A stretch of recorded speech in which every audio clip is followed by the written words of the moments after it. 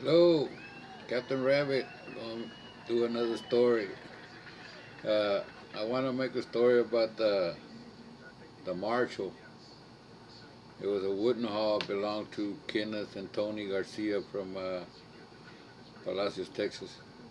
It was just a short time after I got fired from the Gulf King 47. I would say that was in the 1986 or 1987. But anyway, I started working on the Marshall, and but man, I was having a lot of bad luck. I don't know, when your luck is down and you feel negative, uh, that things ain't right. And but anyway, those times that when I going through a lot of different things happening on boat that didn't never let me make a trip. Always one thing or another. On that Marshall, we went out shrimping, and then I think it was that uh, we were putting over or something like that, and it was getting a little choppy, and the wave caught me where I don't know how it just stay wire broke on the outrigger and it bent it down. The top outrigger broke and it bent the outrigger down. So we had to go in and get another outrigger fixed and rebuild another one. But then after that, we went back out and we were up to. I always go up to the east at that time of year, So I'm always looking around, and I was putting over. Same thing again. I was putting over, the wooden hulls. They got a mast with a boom, and the outriggers they sit on that mast. And that winch is sit right under that. The winch, when you're putting over, you're standing on that winch, putting over, and you're looking straight at that mast. That one time I was putting over and I was looking at the mast and I seen something different about the mast, that something was moving, and I paid attention and sure enough that damn thing was cracked in half.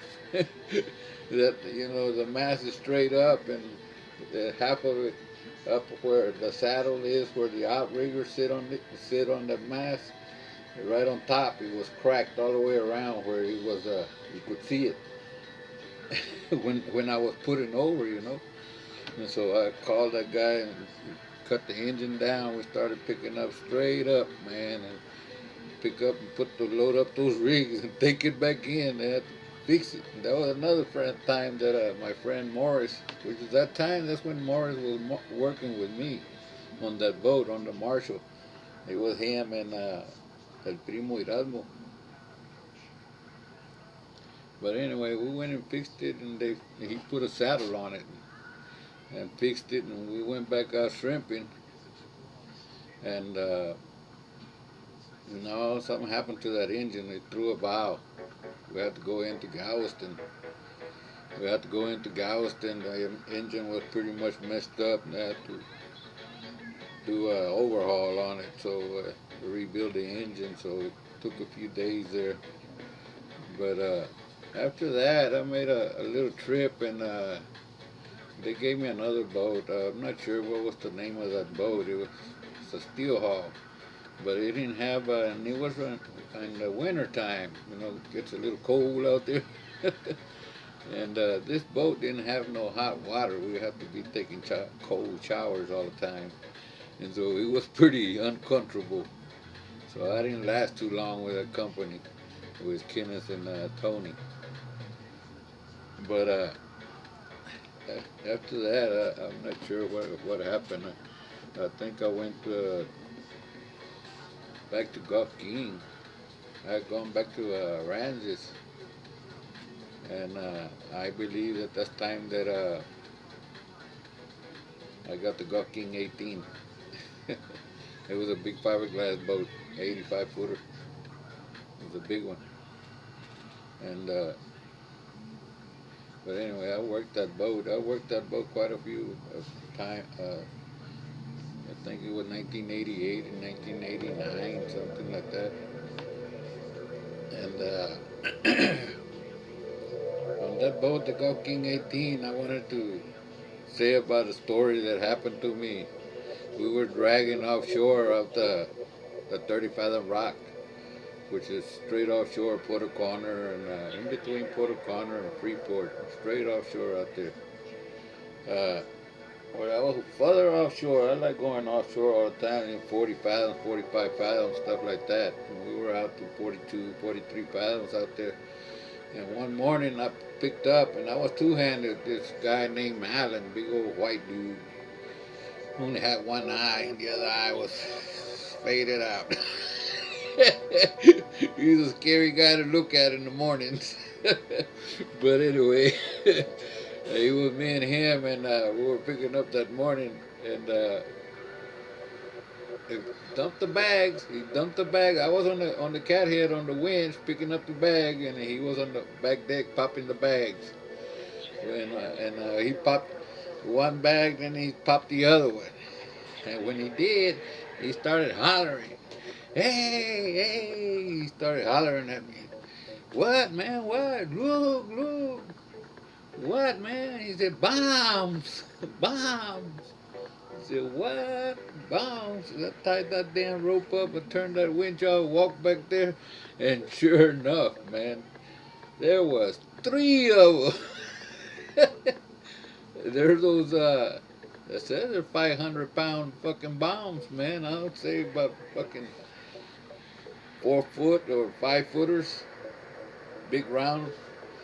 And they hit the deck, man. And a good thing it was a fiberglass boat. It scared the shit out of me. I said, "Man, what the hell am I going to do with this?" He said, "Man, I don't know. I wouldn't touch him, man. I wouldn't touch him." So I had to call the Coast Guard. And we hung up the nets, and I called the Coast Guard, and I told them, "Hey, man, what am I supposed to do with this?" And I was already running in towards Aransas, you know. We were straight offshore of Puerto Corner all the way out there. And the Coast Guard called me back and said, "No, no, stop, stop. Drop the hook." They wanted me to stop and drop the anchor, man. And they were going to keep calling me every 10 to 15 minutes. They keep calling me on the radio, because they were going to send a bomb squad out on a boat to come out here and meet us. I guess they got a military bomb squad out of San Antonio. They came into Port Aransas, and the Coast Guard brought them out to us. And they got there late, man. It's already getting dark, and it was kind of choppy. So when those guys got there, those Coast Guard guys, the bomb squad, those guys were sick. And then I had left the pile by itself. I didn't try to call out the shrimp or nothing. I didn't move nothing on that pile. I didn't want to move nothing of it. So it was still there. So it was getting kind of smelly, smelling like fish. So those boys were a little, they were a little sick, they were throwing up and stuff. But anyway, those guys were telling me, "Hey, man, you're gonna have to abandon ship.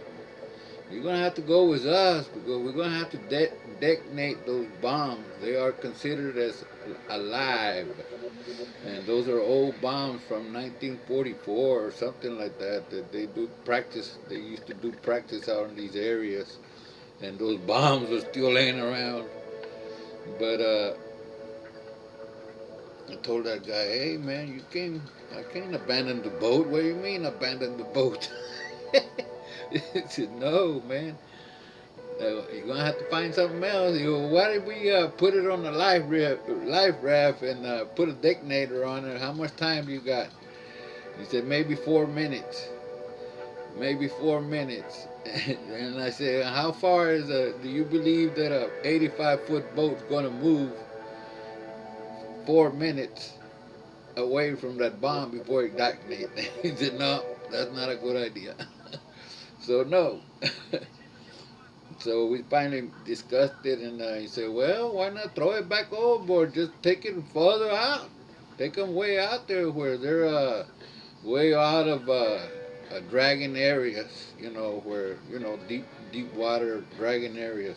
Go further out."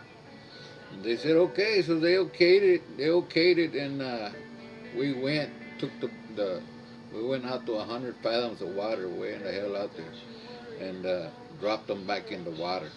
That's what we did. And finally was able to get the Coast Guard off of me. But anyway, that's what happened. So that next day, not the next day, that afternoon, it was already late. So I ran back in there, and pretty much in the same area, I put over again.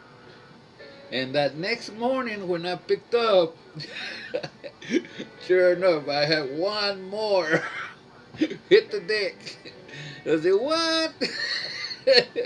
But this time I didn't call the Coast Guard. I just went out there, dumped it out there, man. But golly, those bombs are still laying around there. That was on the Gulf King 18 there, and it came out on the news. It came out at that time. I don't remember what year it was, but it came out on the news and all that about the Gulf King 18, how that bomb squad had gotten a little sick out there. But anyway, I wanted to make that story about this one there. So hopefully you enjoyed it.